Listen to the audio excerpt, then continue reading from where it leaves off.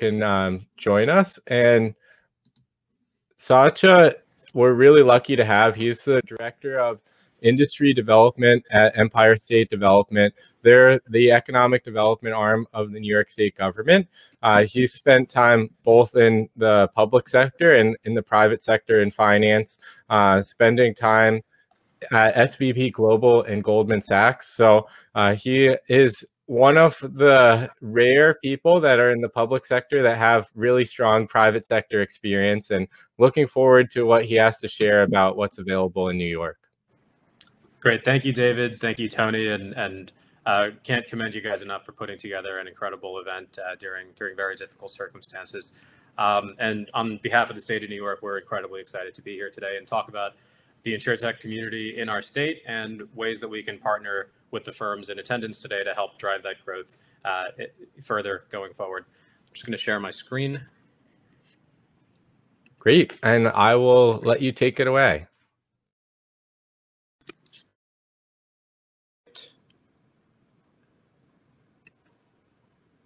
And just to test real quick, is everything okay? Can you see my screen?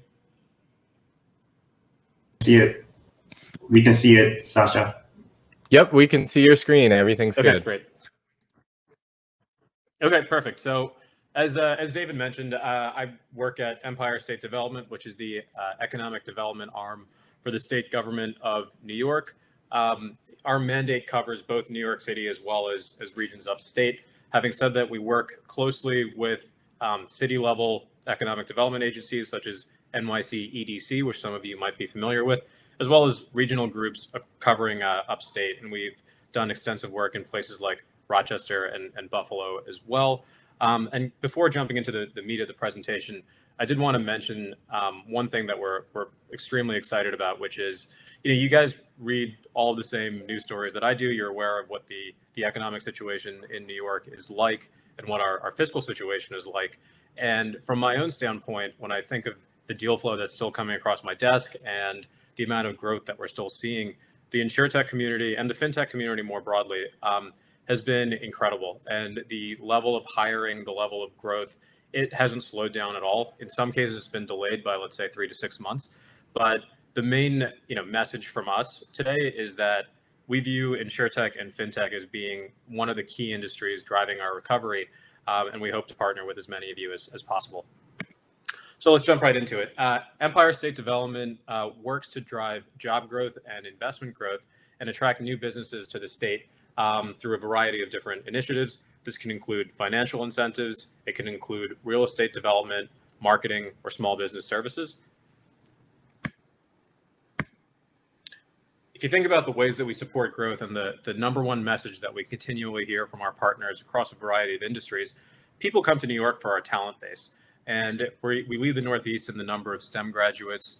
We have the highest proportion of residents that are scientists and engineers in our university system, whether it's CUNY and SUNY, both in the city and across the state, or private universities like Columbia and Cornell and NYU and others. It's the level of talent that allows you to fill not just entry-level roles, but if you're looking for experienced hires, there's really an incredible strength that New York offers in the ability to fill, whether it's 10 jobs, 20 jobs, 50 jobs, in one case, 2,000 jobs of incredibly qualified talent. We would view that pool as our number one asset.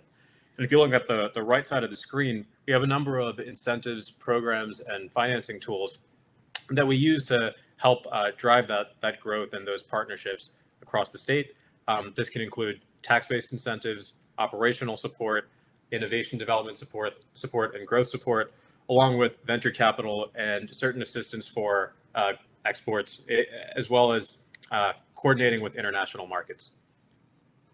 And the one thing I would add before I turn the page is, I know my counterpart from Pennsylvania will be talking about the regulatory environment over there. While ESD does not specifically manage the regulatory environment for insurance or InsurTechs in the state, we work very closely with the Department of Financial Services. And so from an informational standpoint, if you have questions and you want to make sure you're headed in the right direction, that's certainly a type of service that we offer as well. So partnering with New York, what does it mean? What kind of incentives, programs, and financing would be available to you? The number one program that we've been using in recent years that's been incredibly successful is the Excelsior Jobs program. And the way that this works is that companies would make a forecast of how many jobs they believe they can create over the next 5 years. And as long as they meet those job creation thresholds, they are able to claim refundable tax credits over a 10-year time frame. And the way that it works is we would check in with you every year and ensure that you remain on track with your job creation platform. And as soon as we receive the supporting documentation that it's in order and that you're meeting your thresholds, you're able to claim those credits over time. The process has a really quick turnaround, and one of the key competitive advantages that we've had is that, when people think of interacting with governments, it's an endless amount of paperwork, it's endless meetings, you're waiting weeks for a return phone call or a return email. For this one, from the day that you reach out to us to the day that your project gets approved and we can start moving to the operational phase of it, it can be as fast as 2 weeks. So there really is a quick turnaround time here. And from our standpoint, we're really proud of this program because there's zero taxpayer capital at risk. If you think about the way that it works, it's 100% success-based. And if companies are not able to fulfill their job creation targets, they don't receive any tax credits. So it's been an incredibly successful program, not just in the InsurTech community, but across a variety of sectors across the state. At the bottom of the page, you can see that we also offer grants to fund capital investment and job creation and retention. I would say for grants, while we offer them, the application process and the ongoing compliance process is far more onerous because, as you can imagine, it's not success-based. It is a grant up front and then compliance thereafter. So the main message to get across here is that the Excelsior Jobs program is likely the way that we would proceed for all of the companies in this room today. I mentioned we also offer operational support. So one great example would be in assisting with the procurement of office space. If you give us a sense of, we want to be in this region and we're looking for 20,000 square feet of office space. Well, we don't serve as a broker and we don't actually market commercial real estate directly because we have relationships all across the state and we have a good sense of what's available in the market at any given time. If you reach out to us and you tell us those rough parameters of what you're looking for, then we can move forward and make sure that you're having conversations with the right people and really streamline that whole process so that you can secure the office space that you need as quickly as possible. The next two bullets, Business Mentor NY and Entrepreneurship Assistance Centers. The number of companies that have passed through our various programs, the people that have ultimately joined ESD after spending a lifetime in the private sector, the pool of mentors that you have to draw from is really incredible. And this can include counseling on product development or accessing capital or any of the other aspects that you would be thinking through as an early stage company. And one kind of corollary to that is procurement assistance, where if you're interacting with the government, we can't make any promises, but what we can help you navigate is kind of how to get in front of the right people and ensure that you're part of the competitive bidding process. So again, it's just expediting everything so that you don't have to spend weeks or months trying to figure out how to get up and running, how to start driving sales or anything like that. We want you to be as successful as possible, and more importantly, as quickly as possible, because we understand the speed at which you need to make your decisions. And then the final aspect is networking opportunities. There are so many tech groups across the city and across the state more broadly. And one of the questions we get asked quite a bit is, are there any industry groups that we should be aware of? And frankly, the group that is organizing this presentation today is a perfect example of that. InsurTech NY has been an incredible resource for us in the short time that we've been working with them. And there are other sort of similar business communities more broadly.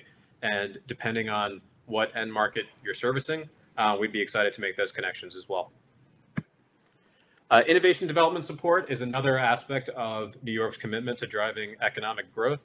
And to preface this slide, I would say that these programs are really aimed at the hard sciences and engineering, things like advanced materials manufacturing, life sciences, biotech. So not quite as relevant for the individuals in this room or for the firms in this room. But I think it just gives a more holistic flavor of what New York has been investing in order to drive a diversification of our economy and more comprehensive growth going forward. So really what the gist of these programs is New York is willing to use that incredible university base that I talked about and drive public-private partnerships so that companies can benefit from the R&D that universities are already doing, and universities can commercialize and create products out of the basic research that they've been doing. And it's been a wonderful program so far, albeit not quite as relevant for the InsurTech community. One area that is certainly more relevant for the people in this room is our venture capital and investment funds. And I would say there's kind of two areas that are really worth thinking about here. One is, what does the state of New York administer directly? And two is, what's the broader ecosystem that we'd like to make sure that you're part of? So what do we administer directly? It's what you can see on this page. It's our Innovation Venture Capital Program. The state administers a $100 million fund, generally focused on companies at the Series A level, some opportunistic seed rounds. But the real criteria that this fund looks at is filling funding gaps. So if you think about fintechs in New York City, there's an incredible VC ecosystem already here servicing that community. But if you start going upstate and you're thinking about a life sciences company in Buffalo or a clean energy company in Albany, there's less funding available for those types of firms. And so that's really the type of gap that this fund seeks to close. On the other hand, there's sort of the ecosystem that we're able to plug you into. While I don't handle that side of things directly, if you feel that you're in kind of a fundraising round or you haven't been able to get traction on that side of things, we'd love to at least have the conversation and see if there are contacts that we have within the VC community where we can help facilitate conversations. Again, with the understanding that we can't guarantee an investment gets made, we can't even guarantee a meeting, but we are willing to leverage the network that we have built up to try to help get companies at an early stage in the right meeting rooms. So there's more to New York than just fintechs and insurtechs. If we think about kind of the regions across the state, we think of them as having a unique capabilities and unique strengths. And for many of them, which I'll get to in subsequent slides, a common theme is that you have a legacy industrial base or a legacy kind of heritage in engineering or in other capacities that is not quite as relevant anymore in a modern economy. But what these regions have been able to do is kind of draw on those assets and apply them towards newer companies and newer areas of growth. And when I think about the InsurTech community more broadly and the companies that I've been working with over the last year or so, there's the InsurTechs that are working directly with carriers already, and they're kind of either automating a process or they're making existing flows more efficient. And then there are others that are also shading a little bit into B2B sales or broader enterprise growth. And then, of course, the line between the two can blur quite a bit. But what I did want to spend a moment thinking about and hopefully triggering some ideas for the people in the room is the robust end markets that New York offers across a number of different enterprise markets. And if you feel that your company has an opportunity to plug into any of these and start solving some of the problems that companies in these markets serve, whether it's optics and imaging or software and digital media, agribusiness, all the way down to transportation equipment, then those are certainly conversations that we should have. And of course, financial services and insurance is on the page as well. But I did want to make sure that we express that there's a broader opportunity set that we'd love for you all to be part of. So if we put those two together and we think about both the regions and the economies, I did want to spend a few minutes just walking you through how each region kind of positions itself and the relative strengths that each can offer.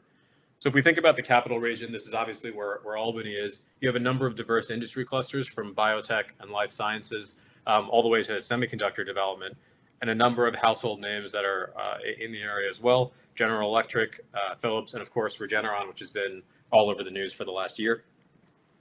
Central New York, you have an innovation corridor with a number of industries, including bioprocessing, brewing science, and agribusiness. You can see Lockheed Martin, Saab, and Harris are a couple of the larger companies that are in this region. The Finger Lakes, home to optics, photonics, and imaging. as well as a number of other industries. And this is really the perfect example of what I mentioned earlier, of where you have a legacy of one type of industrial process, such as Xerox and what they did for decades. Then you use your expertise in photonics and imaging to kind of pivot into new areas of growth. The other thing I wanted to mention about the Finger Lakes is it's home to Rochester University and RIT, both of which have really wonderful fintech and insurtech programs. So it's a great source of talent as well, and probably one of the most exciting ecosystems that I've seen develop over the last year is in kind of the greater Rochester area.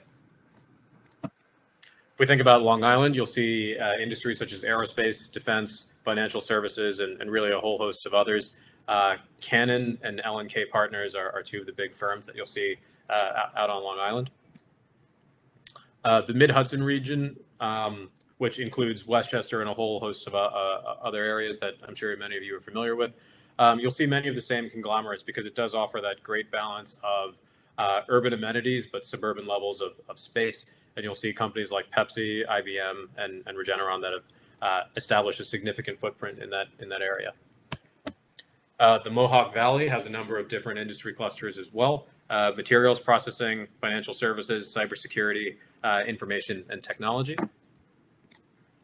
New York City, which I won't spend too much time on, but I would say one of the insurtechs that I worked with in the past did a great job of really summarizing why they find New York so attractive. And it's really the combination of our history in finance and I would say over the last 2 decades, the incredible amount of tech growth that we've seen. And if you think about other places in the country, you'll find great opportunities as well. But that marriage of having the largest financial and insurance companies in the world, as well as the largest tech companies in the world, all hiring tons of people here.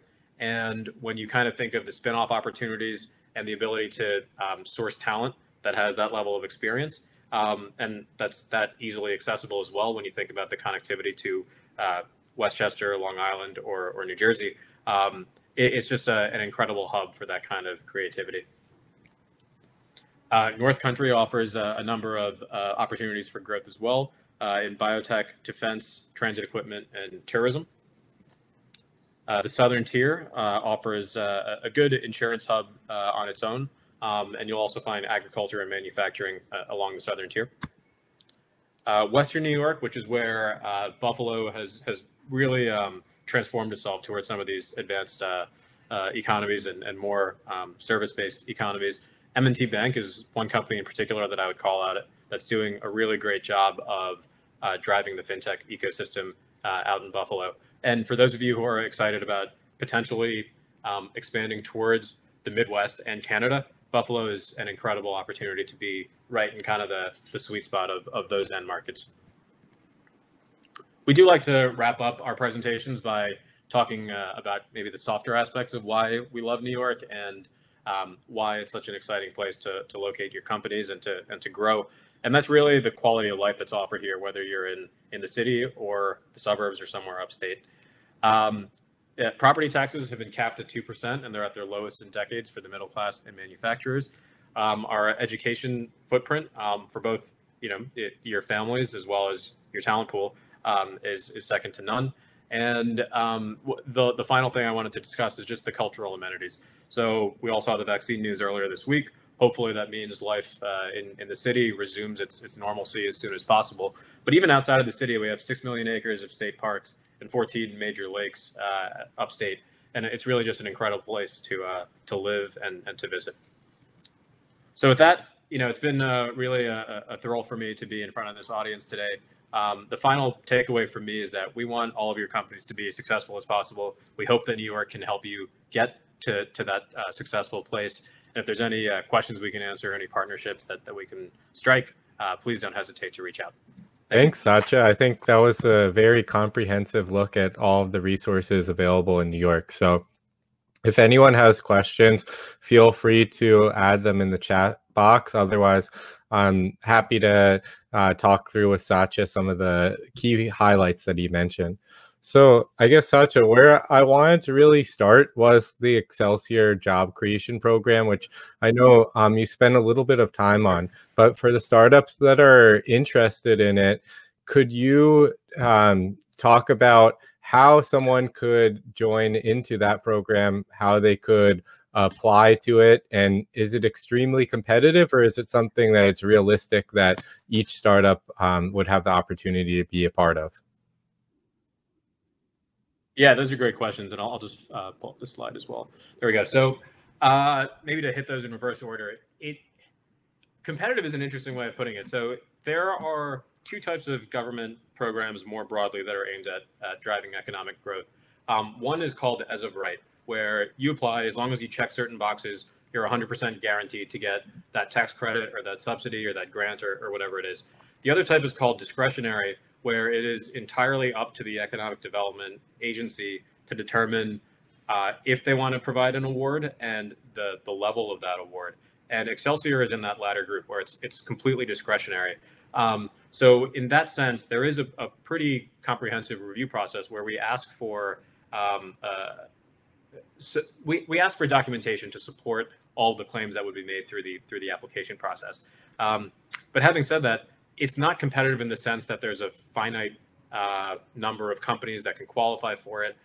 In an ideal world, I would love to see every company that's participating in this today ultimately be successful through this program.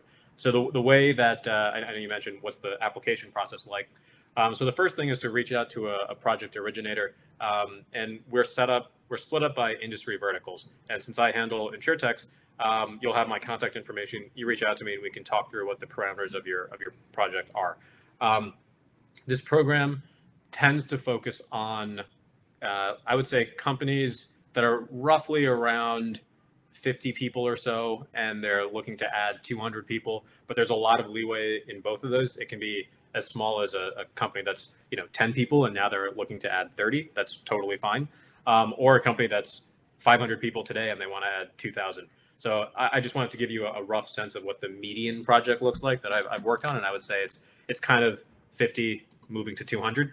And then once you reach out and we talk through your project, the number one thing that I have to justify to my investment review committee is that this is a prudent use of taxpayer dollars, and that if it wasn't for ESD stepping in with an award of some sort, that the project would either not go forward at all, or that this hiring would occur in another location, whether internationally or somewhere else in the United States. So in order to substantiate that claim, because obviously a company could just claim that they're going to locate these jobs somewhere else. In order to substantiate that, we look for the company to prove that it really does have a tie to some other location, whether they have an existing office, a satellite office, if they've retained a commercial real estate broker and they've started shopping for office space in another location.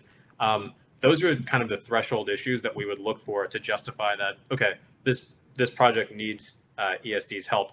And the other thing that I would mention is that it's not really aimed for just the natural headcount growth that a company has over time. What we're really looking for is for a company to say, we raised a funding round, or we closed a funding round. We're really excited about our outlook. And over the next 5 years, we think we can create 100 jobs.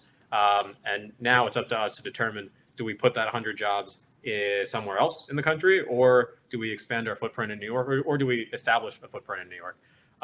So that's really what we would look for. Once that's the case, we would look for the types of jobs that are being created. We look more favorably on engineering and software development and those kind of technical jobs. Although we're also very happy to work with companies that are adding customer success or management and marketing jobs. Those are fine as well. It's just that when we run our economic analysis and try to determine the size of a potential award, the impact that's provided by a given job at a higher average annual salary is going to be higher. And those tend to skew towards the more technical jobs. So once you have all those together, where it's what I mentioned was a discrete project, a competitive threat, a firm job projection over 5 years that the company can feel comfortable with, then we have and we've run the analysis and we come up with an award that we think makes sense. Then I would present it to our investment review committee. I would say pre-COVID, the turnaround time was as quickly as 2 weeks, at most 3 weeks. At the peak of the crisis, that did stretch out a little bit because all of us are working on COVID-related initiatives as well. But the main point is that we can work through the process and get things turned around relatively quickly. So let's say that happens and it's everything's successful. You've gotten into the program. The following year, we would check in and make sure that, you said you would create, say, 100 jobs over 5 years. Let's just assume it's 20 per year. We would check in and we would ask you to prove that you created those 20 jobs and that the people in those 20 jobs had been there for 6 months. And once that's verified, which is usually very straightforward for the companies that are in this program. Once that's verified, when the company is preparing its taxes, we issue them the refundable tax credit, and and that's against their New York State taxes. If they're not cash taxpayers at the New York State level, then it just becomes it's cash, and then there's ongoing compliance. The same thing happens every year for 5 years, and as the company remains in compliance, they get to continue claiming the reward. The award gets paid out over the 10-year that's time. really helpful to go into the details. So we have some questions from the startups. We have a number of startups that have their primary presence outside of the United States, whether it's Honcho that's in the UK or Relay that's in Canada. And the question from Greg is, he's wondering how the tax credits would work if they're a Canadian company but have a US subsidiary. Are they still eligible? And are there any other programs that you have to attract international startups to New York? Yeah, so I'll start with the Excelsior program, and then I'll go to the other international programs. So on Excelsior, let's say the holding company is domiciled in Canada and they have a subsidiary that's in New York. When the subsidiary prepares its financial statements, if they prepare their tax statements, whether they do or they don't, that subsidiary, we would be rolled up into the ultimate holding company. And the short answer is yes, that's totally fine. Through the application process, when we're vetting, what's the company's business model, what's its funding situation, what's its revenue outlook and jobs outlook and all of that, we would just look at it all as one company. So that specific situation where there's a subsidiary in New York and a headquarters in Canada, that would be fine. And I've actually worked with one company that was in a similar situation. So that's one side of things on the Excelsior side. You mentioned, are there other kind of programs that can help that? We do have a global New York team where if there's a foreign direct investment component of this, companies seeking to establish a New York footprint for the first time, they can help you kind of get registered and streamline the legal and operational process of getting set up and hitting the ground running in New York.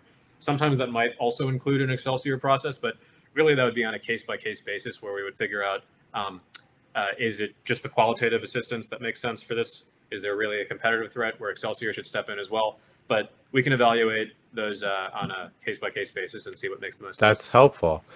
So another question from one of the startups was that oftentimes there's competitive threats from other states to move. And actually, during our program, one of the startups actually moved their headquarters to Austin, Texas, which we're obviously sad about, but we're excited about their growth, and they obviously got investment from New York. So are there incentives you have to keep startups in New York? It also, I mean, the short answer is yes, and it would still be Excelsior, but it would go through the same process. And for us, we never compete on cost. And I would say you guys are all in the startup space. You've done your work in terms of where you want to locate and where you want to grow. So, I'm just saying something that is very obvious to all of you, but the way we think about it internally as well is that New York's main draw is our talent pool and the scale at which you can grow very quickly, where you can hire 200 engineers way more quickly than you can in most other locations. Having said that, we also understand that real estate costs, general costs of doing business are going to be higher here than most other locations. Austin's probably climbing in cost, just given the amount of growth that they've seen, but outside of San Francisco, pretty much every place else in the country is going to be cheaper. And we know that it's just not a good use of tax dollars to try to go company by company and close their costs for every single company that threatens to leave the state. Having said that, let's say it's a company that's, whether they're in the city or upstate, that would be part of the consideration. If we feel like there is a realistic path for an award that's within our regular guidelines, and we're obviously convinced of the competitive threat in this scenario, then it would certainly fit what you're talking about, where it is an incentive to keep a company's growth in New York that's looking to leave. But if one type of company situation that we just are not going to compete on too strongly is if it's a established company in Midtown Manhattan and they're looking at some other location. I mean, the cost gap of leaving Midtown is going to be substantial, and it's just not very realistic. Whereas if it's somewhere else in Manhattan, somewhere else in the city, somewhere else in the state, hitting all those parameters that I talked about, then we would certainly have the Sure. So digging into some of the cost considerations, I know you spent a good portion of your presentation on some of the advantages to being upstate. And we've had a number of insurance companies participate in our programs that are from Rochester or Buffalo or Albany area.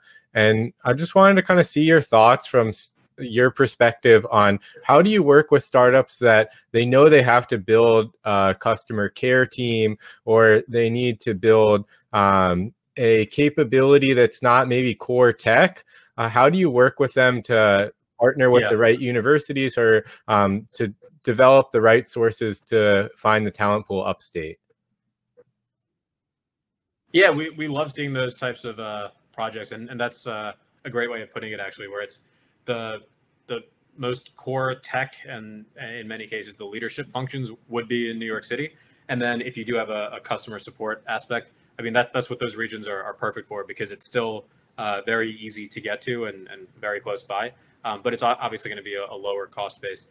So we love seeing those. The mechanics of how it would work, it would be exactly the same. And we've worked with a number of companies I would say Rochester this year has shown really incredible growth. But the process I talked about with Excelsior would be the same, and we would just work through the process the same way. And then if there are unique aspects of the project where we think it makes sense to bring in, let's say, Invest Niagara, which is a regional economic development group up there, or Grow Rochester, which is another one that's in the Rochester area, or one of the universities, then we would evaluate that on a case-by-case basis as well. We have regional direct. I mentioned that my team at ESD is split up by industry vertical. We have another team that also is split up on a region by region basis. And the regional counterparts tend to be super plugged into every local initiative and every local growth effort, whether it's talent development or qualifying for an as of right tax credit in one of these locations. So the main takeaway is that we would just work together and figure out what makes sense for a given company situation. So the other area that I wanted to spend a little bit of time on is the office space component. So there are a number of InsurTechs we know in the program that are considering moving their office space, whether they're downtown and want to move to Midtown or want to move to Brooklyn. So how does that process work? Like, should the founders just send you an email and say, hey, we're looking for space for 10 people? And what's most helpful for you to be able to work with them in that process? Yeah, I mean, I would definitely suggest reaching out, especially because the Excelsior side of things, there may be an aspect in the scenario you outlined. It doesn't sound like that would be too relevant, but what would be super relevant in that case, I think there are two things. One is that New York City actually administers a couple of as of right tax programs for companies that are locating in the outer boroughs. So it would definitely be worth having the conversation with NYC EDC. Which is not formally affiliated with us, but we're, they're valued partners when we work with companies like the one in the hypothetical you outlined. And the two in particular for companies to be familiar with are REAP, REAP, and ICAP, ICAP. and those are two, as of right, tax breaks that companies would get if they're setting up offices in Queens and Brooklyn, in places like that. So that's one side of things, getting plugged into NYC, EDC. The other side is that I mentioned these kind of, I guess I would call them neighborhood development groups, like the Downtown Brooklyn Partnership or the Lower Manhattan Partnership. These entities that are not formally affiliated with ESD, but they can give you a really good sense of the lay of the land. And if you're just thinking about the broader kind of business community in those areas and understanding sources of talent or other commonalities that you might have with other companies in the same general sector, those would be good areas. Yeah, to reach out to as well. We probably have time for just one more question until we bring up our next panelist. But Satya, I guess one thing that's always on the minds of InsurTech founders is how can they get connections to the insurance companies that are in New York, whether they're already here or they're planning on coming here. Is that something that's like within your role or your office that you could make those introductions or facilitate that, or is that kind of outside the scope? It's outside the scope, and the reason for that is just because we can't be seen as kind of playing favorites, and that level of driving business development and making direct introductions between companies and potential outlets for revenues. You can imagine there would be conflicts of interest, and as a result of that, it's just kind of a non-starter for us. But there are the way that we approach requests like that is if there are industry kind of intermediaries that we can refer them to, where they can go make those connections on their own, then that's something that we're happy to do. And frankly, for the InsurTech space in the city, I think this organization they're already in the right room to go drive their own growth in that sense. But if they were looking for introductions, upstate, for example, then we would identify the right partner that we have in the region that is not a single name corporate entity, but rather just a broader business development group, and help them get plugged into that. And then from there, yeah, definitely really helpful. And I think one of the great things for the founders today is they're going to have a chance to hear from RIMS New York, and we'll broadly speak to some of the other chapters in Upstate and then also some of the other communities. So really appreciate your time, Satya. I hope it was a great learning experience for the startups, and they'll reach out to you in your office for the opportunities ahead. So I want to